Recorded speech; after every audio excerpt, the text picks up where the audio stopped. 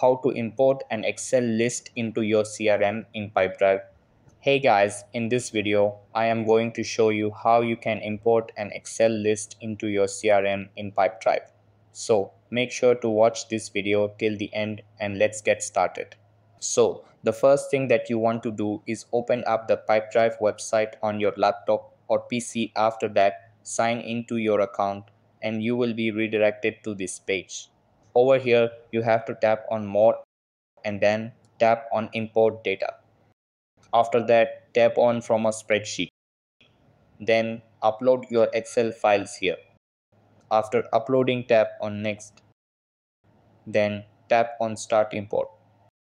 Then just move back to the deals page of Pipedrive and your Excel file will be imported. So that's how you can import an Excel list into your CRM in Pipedrive. That's all for this video.